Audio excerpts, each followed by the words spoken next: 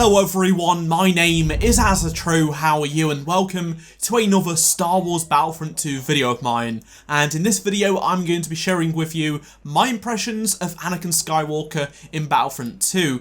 I'm going to talk about how he plays, is he too overpowered, what I'd like to see changed, and more. I'll get into the gameplay aspects like his abilities and such later on in the video, but first I want to talk about his animations, his skins, his voice, stuff like that. So I want to give a special shout out to everyone who worked on Anakin firstly, because he is not really buggy at all. Like, literally he's probably the most bug-free hero there has been for Battlefront 2. From his animations to abilities, he is really well polished and is super fun to use.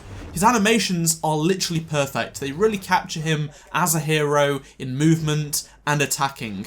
Also, his dialogue, emotes and victory poses are quite nice as well, much better in my opinion than Dooku's. He has some really nice hero interactions with Dooku, Obi-Wan and more, plus his standard voice lines like this one. I don't like sand. It's coarse and rough and irritating. Really adds to the immersion and experience of Anakin in this game. His voice for half the community is fine as they love the Clone Wars TV show, but the other half really don't like Matt Lanter's Anakin. I'd prefer to have Hayden Christensen's voice, but it really does not bother me, to be honest. Same goes for his face. He is based on Hayden, but he does have some Matt to him as well. He's never really going to look just like Hayden for many different reasons. For example, they'd probably have to use a 2005 3D scan of Hayden back when they was making Revenge of the Sith, if they even have one, and many other reasons. But having said that, you play as Anakin from behind, and it's rare you'll see his face unless you use his emotes or look in the menu, so it's not really a big deal for me, it's not distracting at all. Another detail you have to commend DICE for is the fact Anakin's lightsaber model and icon are both new and canon to Revenge of the Sith. They do not reuse Rey or Luke's saber or icon. As for his default appearance, it's perfect. It's right from Revenge of the Sith, and they did a fantastic job recreating that in the Frostbite engine.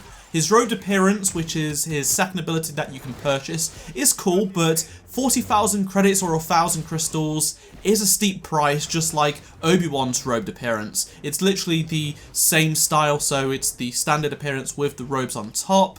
Both should cost 20,000 credits or 500 crystals, in my opinion.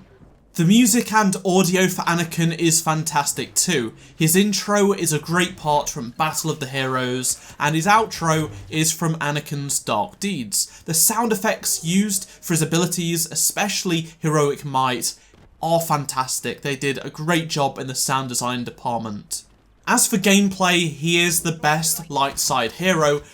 I could even go as far as saying he's the best lightsaber hero or villain in the game. He really does even the balance out in H3V now. It's not completely one-sided with the dark side basically winning most of the time, or it feels like that anyway. His abilities are easy to use, but there is a depth to them, which you can spend time learning to master when to activate them, when should you use them to get the maximum effect out of them.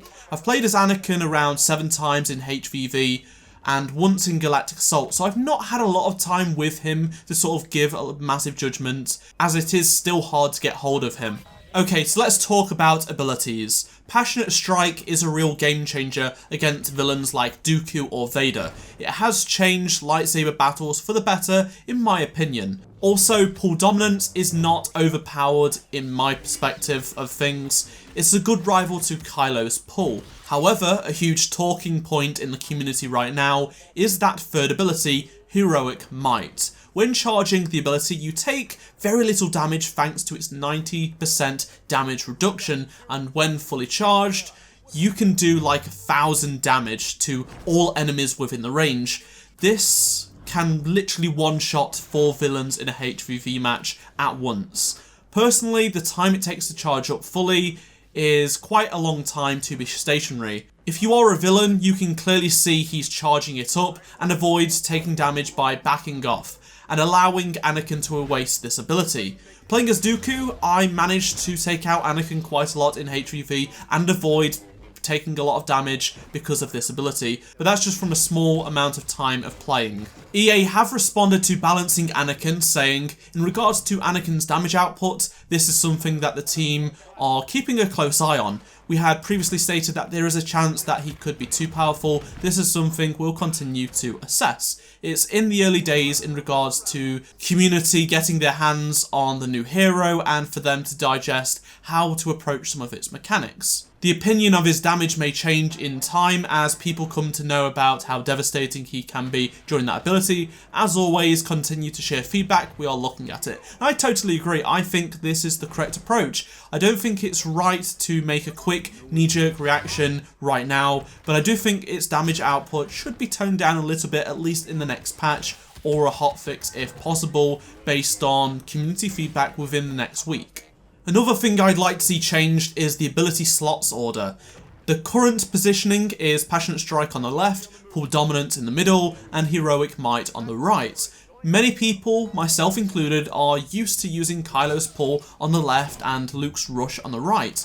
Muscle memory and being comfortable means that I'm sometimes using the wrong abilities at the wrong time because of the layout used in other heroes. I just think it would be better game design if we used a similar approach from the other heroes. If DICE could switch these around, I'd really appreciate that. Ben did say on Reddit that they kind of agree, but they're reluctant to make a quick change, but they will see how it goes. If I'm honest, people are going to get used to it within the next month or so.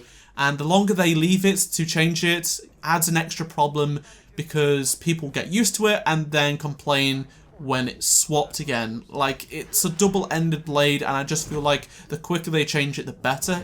But that's just my opinion. Finally, let's talk about his Force ability, which is simply groundbreaking. Retribution is the first ever fourth ability for a hero character. I was surprised they managed to pull this one off, and it works so well. Some people have said the fact that you can force choke people with a 360-degree angle is overpowered, but it takes a long time to build up that meter to use it. Unless you get really lucky, you're going to only fill it up once or twice in a HVV game. You have to purposely take damage and play safe to use it, which is a detriment to yourself, your team, and winning the game. For me, this does not make it OP, as you have to work for it, which puts you at a huge disadvantage, and it does reset upon each death. So there you have it, that's all of my thoughts on Anakin right now. I may do an updated video in the coming weeks if they do decide to change Anakin's balance, stuff like that, but, you know, to be honest, I'm enjoying him. I think he's a really good breath of fresh air for the game and really helps the light side heroes out. Be sure to let me know your thoughts on Anakin in the comment section below. Do you agree? Do you disagree? What would you like to see changed? What are you liking? Please do let me know.